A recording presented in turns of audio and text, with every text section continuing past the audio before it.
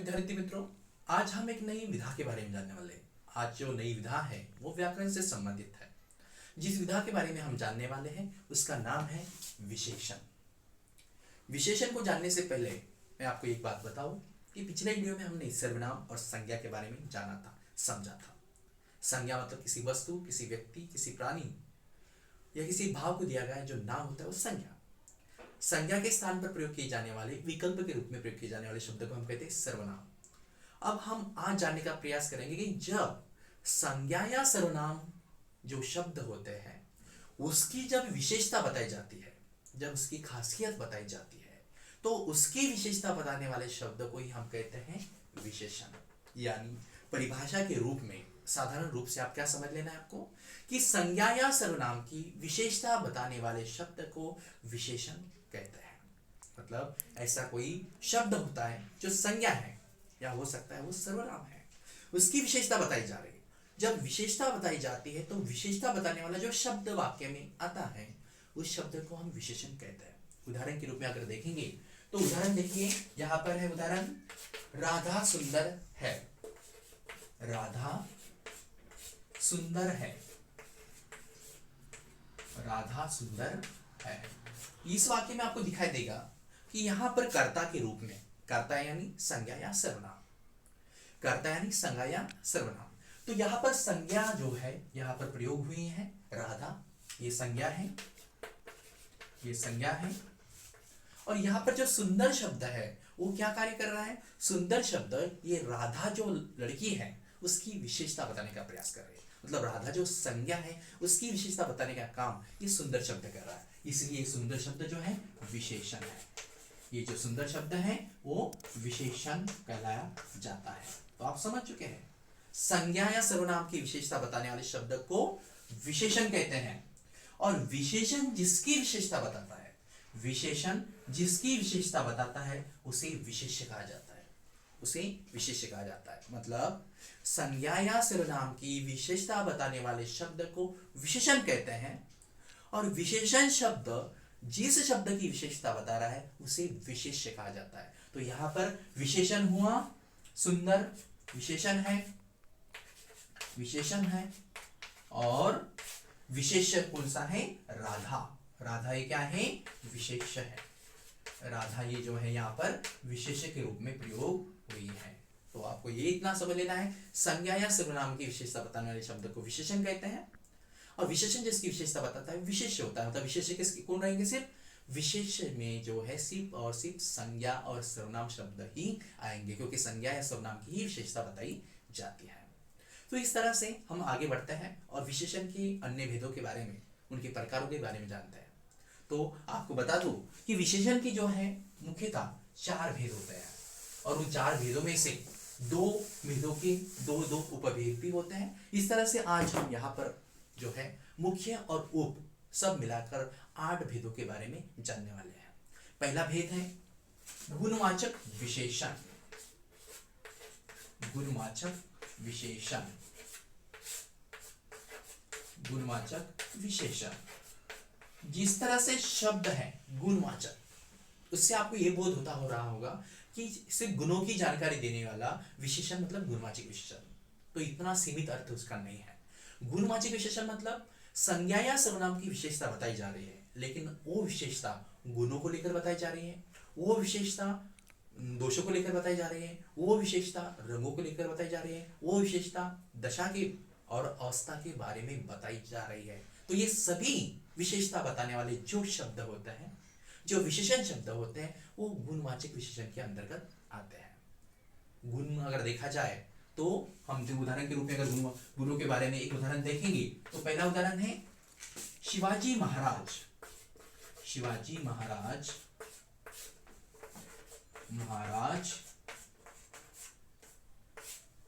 वीर योद्धा थे। वीर योद्धा थे। वीर योद्धा थे। यहां पर गुणों का बोध कराया जा रहा है कि शिवाजी महाराज क्या है? संज्ञा शब्द है। उनकी विशेषता बताने का काम कौन कर रहा है? वीर शब्द कर रहा है। मतलब वीर जो है, ये जो वीर शब्द है छत्रपति शिवाजी महाराज के गुणों के बारे में हमें अवगत कराने का प्रयास कर रहा है। तो जब संज्ञा या सर्वनाम की विशेषता बताई जाती है। इस उदाहरण में हम देख रहे हैं कि छत्रपति शिवाजी महाराज की विशेषता बताने का प्रयास ये वीर शब्द कर रहा है। यानी संज्ञा की विशेषता जब बताई जाती है, वो गुणों को लेकर बताई जाती है, तब ऐसे विशेषण शब्द को हम गुणवाचक विशेषण कहते हैं। ये गुणों की बात हुई।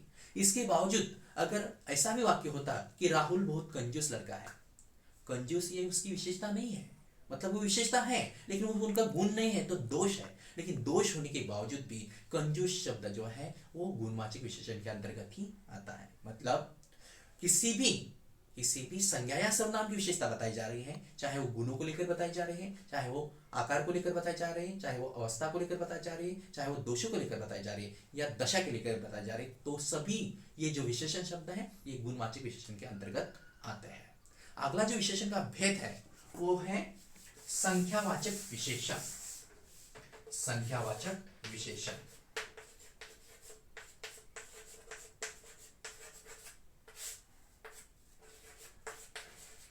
ये जो संख्यावाचक विशेषण है, इससे तो आपको इतना बोध तो हुआ होगा कि ये विशेषण विशेषता तो बता रहा है, लेकिन हो सकता है इसमें संख्या का बोध कराया जा रहा है। तो आपने सही समझा।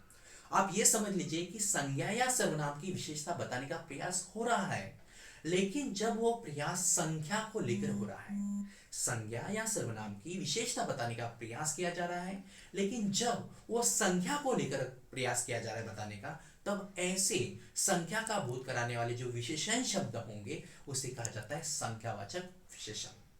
उदाहरण के रूप में आप बोल सकते हैं मेरी कक्षा में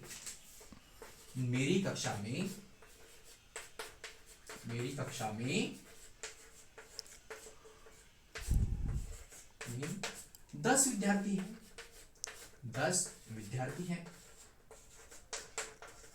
मेरी कक्षा में 10 विद्यार्थी हैं। देखिए, इस वाक्य से आपको पता चला होगा कि यहाँ पर जो है विशेषता बताई जा रही है, लेकिन वो संख्या के बारे में बताई जा रही है।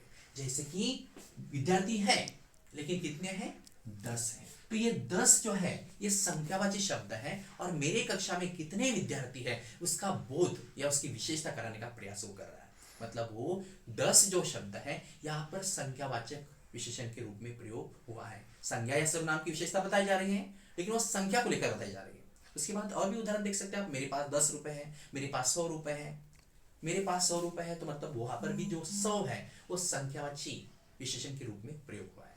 तो ये जो संख्यावाची विशेषण मतलब संज्ञा या सर्वनाम की विशेषता बताई जा रही है, लेकिन वो संख्या में कितने हैं ये बताने का प्रयास किया जा रहा है। तब ऐसे संख्या का बोध कराने वाले जो विशेषण शब्द होंगे उसे कहा जाता है संख्यावाचक विशेषण। संख्यावाचक विशेषण के दो भेद हैं। संख्यावाचक विशेषण के दो उपभेद हैं। पहला है निश्चित संख्यावाचक विशेषण। निश्चित संख्यावाचक विशेषण। संख्यावाचक विशेषण, ये जो निश्चित संख्यावाचक विशेषण है, निश्चित का अर्थ होता है कि वो कितने हैं इसका आप निश्चित बता सकते हो। वो निश्चित कितने हैं इसका ज्ञान आपको होता है, मतलब वो कंफर्म होते हैं कि कितने हैं। मतलब आप समझ लीजिए इसका क्या अर्थ हो सकता है, क्योंकि ये किसका उपभेद है? संख्यावाचक विशेषण का। तो जहां पर भी संज्ञा या सर्वनाम की विशेषता बताई जा रही है, वो विशेषता संख्या को लेकर बताई जा रही है, लेकिन वो विशेषता बताते समय निश्चित रूप से ये भी बताया जा रहा है कि वो संख्या में कितने हैं। वो संख्या में कितने हैं, तब उस भेद को कहा जाता है निश्चित संख्यावाचक विशेषण। जो भी अभी अभी आपने उदाहरण देखा वो भी उदाहरण यहाँ पर लागू होता है। और दूसरा भी उदाहरण अगर हम देखेंगे तो यहाँ पर हम बोल सकते हैं मेरे पास 10 रुपए है। 10 रुपए है। देखिए, इस वाक्य से आपको पता चलता है कि यहाँ पर पैसों को लेकर संज्ञा या सर्वनाम की विशेषता बताई जा रही है। यानी संज्ञा या सर्वनाम की विशेषता बताई जा रही है, वो भी संख्या को लेकर, लेकिन वो विशेषता बताते समय इतना आपको बोध हो रहा है, निश्चित बोध हो रहा है कि वो संख्या कितनी है। यहाँ पर 10 जो शब्द है, वहां पर जो 10 शब्द हैं, ये 10 रुपए जो है वहां पर बोध करा रहे हैं कि उनके पास संख्या कितनी है पैसों की। और ये 10 शब्द वहां पर निश्चित संख्यावाचक विशेषण के रूप में प्रयोग हुआ है। और दूसरा जो उसका उपभेद है संख्यावाचक विशेषण का जो दूसरा उपभेद है वो है अनिश्चित संख्यावाचक विशेषण। अनिश्चित संख्यावाचक विशेषण, ये जो संख्यावाचक विशेषण का दूसरा उपभेद है अनिश्चित संख्यावाचक विशेषण। अब यहाँ पर आप समझ लीजिए, अनिश्चित मतलब जहां पर कोई बात तय नहीं होती, जहां पर किसी निश्चित बातों का बोध नहीं होता है या कहीं पर किसी वो बात कंफर्म नहीं होती है। तो आप समझ लीजिए कि संख्यावाचक विशेषण का उपभेद है और निश्चित संख्यावाचक विशेषण। तो इससे आपको ये तात्पर्य लेना है, इतना समझना है कि संज्ञा या सर्वनाम की विशेषता बताई जा रही है, संज्ञा या सर्वनाम की विशेषता बताई जा रही है, लेकिन वो संख्या को लेकर जो विशेषता बताई जा रही है वो संख्या आपको वहां पर निश्चित रूप से पता नहीं चल रही है। जब किसी वाक्य में कोई विशेषण शब्द आ रहा है, उस संख्या का बोध करा रहा है, लेकिन वो संख्या कितनी है ये निश्चित रूप से पता नहीं चल रहा है, तब ऐसे विशेषण शब्द को, ऐसे संख्यावाची विशेषण शब्द को जो निश्चित पता नहीं बता रहे, ऐसे शब्द को कहा जाता है अनिश्चित संख्यावाचक विशेषण। उदाहरण के रूप में हम लिख सकते हैं, उदाहरण के रूप में लिख सकते हैं, कुछ विद्यार्थी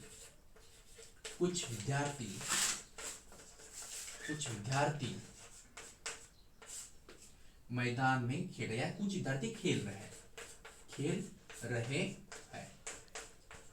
कुछ विद्यार्थी खेल रहे हैं। ये जो कुछ शब्द है मतलब विद्यार्थी खेल रहे हैं, मैदान में विद्यार्थी खेल रहे हैं, तो विद्यार्थी खेल रहे हैं इसका अर्थ क्या हुआ, वो अकेला तो नहीं है, हो सकता है 10 है, हो सकता है 4 है, हो सकते हैं 5 है, हो सकते हैं 15 है, हो सकते हैं 100 है, लेकिन विद्यार्थी खेल रहे इतना आपको जानकारी पता चल रहा है कि ये एक से अधिक ही विद्यार्थी वहां पर खेल रहे हैं, लेकिन वो कितने खेल रहे हैं निश्चित रूप से आपको पता नहीं चल रहा है।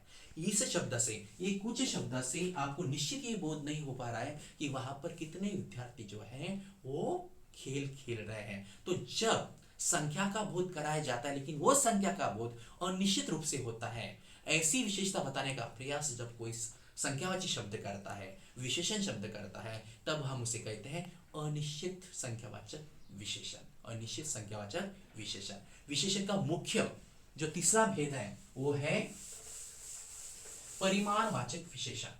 परिमाणवाचक विशेषण, ये विशेषण का मुख्य भेद है। तीसरा, परिमाणवाचक विशेषण। ये जो परिमाणवाचक विशेषण है, ये जो परिमाणवाचक विशेषण है, इससे आपको इतना समझ लेना है, परिमाण का अर्थ होता है माप, तौल, मात्रा। माप, तौल, मात्रा। याद रखिए कि संज्ञा या सर्वनाम की विशेषता बताई जा रही है, संज्ञा या सर्वनाम की विशेषता बताई जा रही है, वो विशेषण शब्द है, लेकिन अगर वो विशेषण शब्द अपनी संज्ञा या सर्वनाम की विशेषता बताते समय जब मात्रा को लेकर विशेषता बता रहा है, जैसे 1 किलो 2 किलो, अगर वो माप को लेकर विशेषता बता रहा है, जैसे 1 इंच 1 मीटर 1 किलोमीटर 2 फुट जो है, ऐसी विशेषता बता रहा है, तब ऐसी विशेषता बताने वाले विशेषण शब्द को परिमाणवाचक विशेषण कहा जाता है।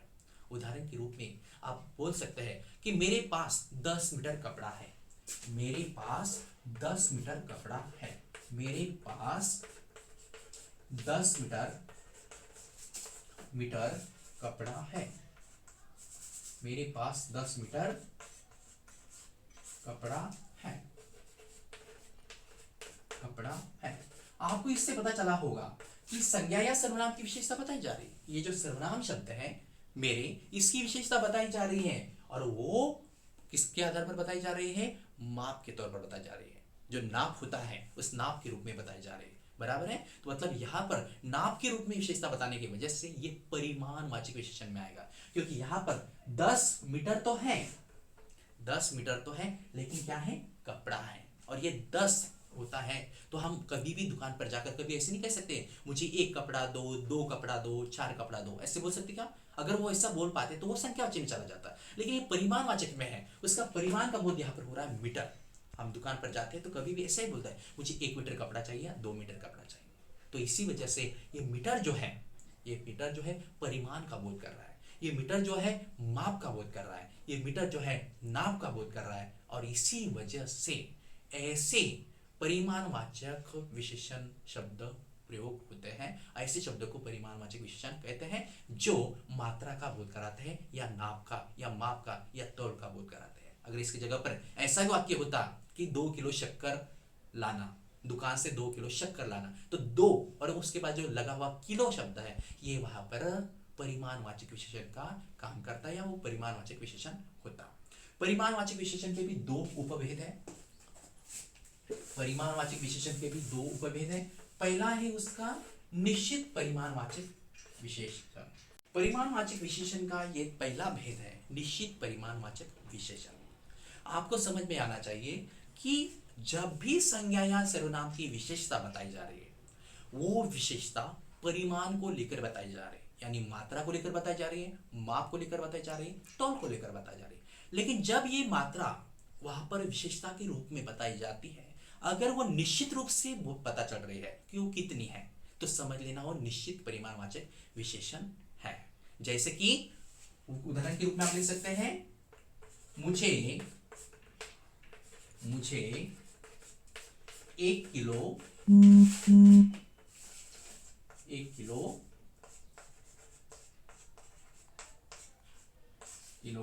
शक्कर चाहिए। इस वाक्य में हम देखते हैं कि जो 1 किलो है ये परिमाणवाचक विशेषण के रूप में प्रयोग हुआ है। आप ऐसा भी बोल सकते हैं कि सर पहला एक जो शब्द है ये संज्ञावाची है, पहला एक जो शब्द है ये संज्ञावाची है, ये संज्ञावाचक नहीं हो सकता? तो बिल्कुल नहीं हो सकता, क्योंकि उसके सामने जो लगा हुआ शब्द है वो शक्कर है, और शक्कर हम कभी भी गिनती नहीं कर सकते।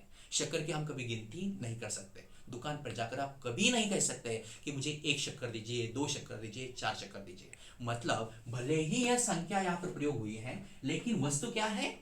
वस्तु वो तोलने वाली वस्तु है, वो मात्रा में वस्तु है, परिमाण में है। इसी वजह से ये निश्चित परिमाणवाचक है, क्योंकि वो निश्चित बोध कराया जा रहा है कि मुझे 1 किलो शक्कर चाहिए। मतलब दुकान पर जाने के बाद 1 किलो शक्कर बोलने के बाद आपको दुकानदार 1 किलो शक्कर ही देगा, क्योंकि वो जो है पूरी तरह से निश्चित संख्या का बोध करा रहा है। लेकिन किसके संख्या का? तौल के संख्या का, मात्रा की संख्या का, माप की संख्या का। तो इतना आपको याद रखना है। तो ये इसका अगर दूसरा भेद देखने का प्रयास करेंगे हम, तो वो दूसरा भेद है अनिश्चित परिमाणवाचक विशेषण।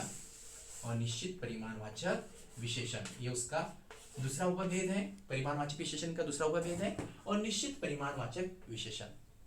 बराबर है।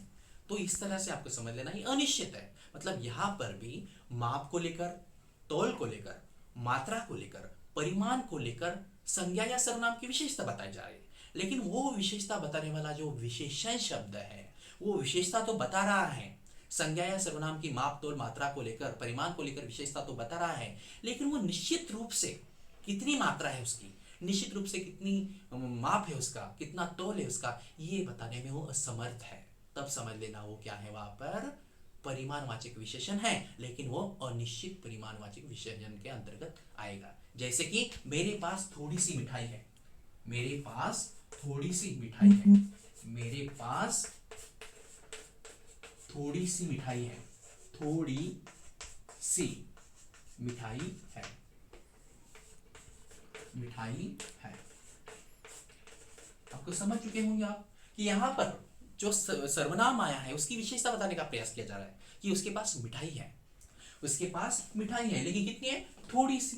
मतलब ये थोड़ी सी जो शब्द है, यहां पर संज्ञा या सर्वनाम की जो विशेषता बताने वाला विशेष शब्द है, वो बताने में असमर्थ है कि थोड़ी सी मतलब कितनी।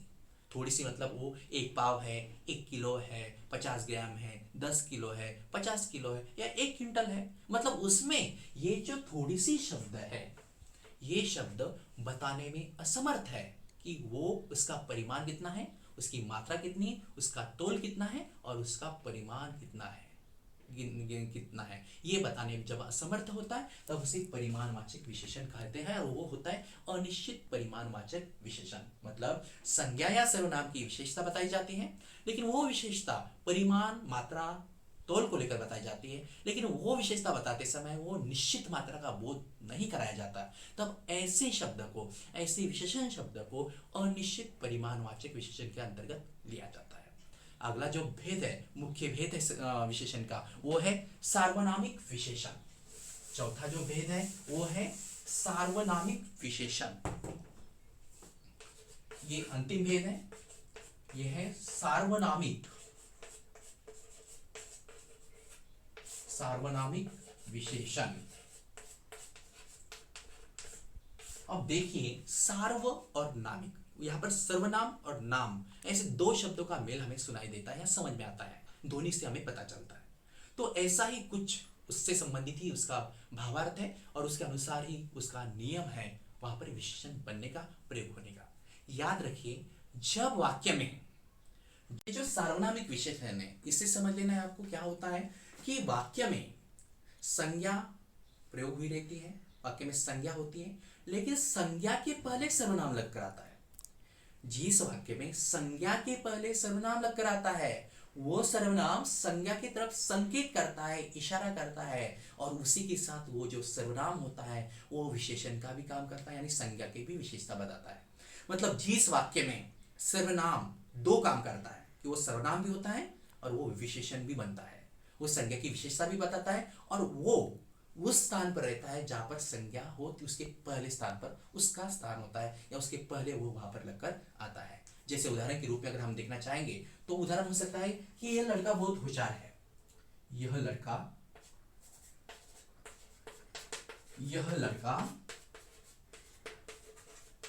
बहुत होशियार है, बहुत होशियार है, होशियार है। मतलब यहां पर देखिए आप कि लड़का शब्द यह संज्ञा है, उसके पहले लगकर आया शब्द सर्वनाम है, लेकिन यह सर्वनाम लड़का की तरफ इशारा करा, क्योंकि मैंने अगर ऐसा खड़ा होकर कहा कि लड़का बहुत होशियार है तो समझ में नहीं आएगा कि इसी प्रकार मैंने किसको कह रहा हूं। लेकिन मेरे सामने अगर बहुत सारे लड़के, अगर मैंने ऐसे कहा कि यह लड़का बहुत होशियार है, उसकी तरफ अगर संकेत किया तो तुरंत आपको पता चलेगा कि मैं किस लड़के के बारे में बात कर रहा हूं। मतलब यहाँ पर सर्वनाम जो है लड़का यानी संज्ञा की तरफ संकेत भी कर रहा है, और लड़का होशियार है, लेकिन कौन सा होशियार है? लड़का लड़का होशियार है, लेकिन कौन सा है? ये मतलब ये जो शब्द है ये यहाँ पर विशेषण का भी काम कर रहा है, और उस संज्ञा के पहले भी लगकर आया है। जिस जगह पर ऐसे होता है कि संज्ञा जो होती है उसकी विशेषता बताने का काम सर्वनाम ही करता है, सर्वनाम ही विशेषण का भी काम करता है वाक्य में, और वो जो होता है उसकी तरफ संकेत भी करता है संज्ञा की तरफ, तब ऐसे शब्द को कहा जाता है सार्वनामिक विशेषण, जो विशेषण का भी काम करता है, सर्वनाम का भी काम करता है, और वो शब्द संज्ञा के पहले भी लगकर आता है और उसकी तरफ वो संकेत भी करता है, इशारा भी करता है, उसे कहा जाता है सार्वनामिक विशेषण। याद रखिए, विशेषण की तीन अवस्थाएं होती है, या विशेषण के तीन रूप होता है। उस तरह से अगर हम उस तीन रूपों को देखने का प्रयास करेंगे तो पहला रूप होता है विशेषण के तीन रूप होते हैं, तीन अवस्थाएं होती। पहला होता है मूलावस्था, दूसरा होता है उत्तरावस्था, तीसरा होता है उत्तमावस्था। ये तीन रूपों के माध्यम से विशेषण का प्रयोग किया जाता है। याद रखिए, जैसे कि आपको किसी वस्तु के बारे में सामान्य रूप से जानकारी देनी है, वस्तु के बारे में हो या व्यक्ति के बारे में हो, तब वहां पर ये पहला रूप प्रयोग किया जाता है। उदाहरण के रूप में अगर हम देखेंगे तो हम बोल सकते हैं कि राहुल सुंदर है या राधा सुंदर है। राधा सुंदर है, ये हमने यहाँ कहा, राधा सुंदर है, ये यहाँ पर सुंदर प्रयोग किया हमने, ये मूलावस्था है। उसके बाद उत्तमावस्था की उत्तरावस्था से दूसरी जो अवस्था है वो होती है उत्तरावस्था। मतलब जब दो व्यक्ति होते हैं, दो वस्तु होते हैं, उनमें जब हमें तुलना करनी होती है, उनमें जब हम कंपैरिजन करना होता है, तो तुलना करने के लिए इस उत्तरावस्था का जो विशेषण रूप होगा उसका प्रयोग किया जाता है। जैसे हम बोल सकते हैं सुंदरतर, राधा अपेक्षा से अधिक सुंदरतर है। मतलब सुंदरतर शब्द जो है यहाँ पर उत्तरावस्था के रूप में किया जाता है प्रयोग। सुंदरतर मतलब दो व्यक्ति या वस्तु के बीच में तुलना करने के लिए इस विशेषण रूप का प्रयोग किया जाता है, राधा अपेक्षा से अधिक सुंदरतर है। अब जब ये तीसरी अवस्था है उसे कहा जाता है उत्तमावस्था।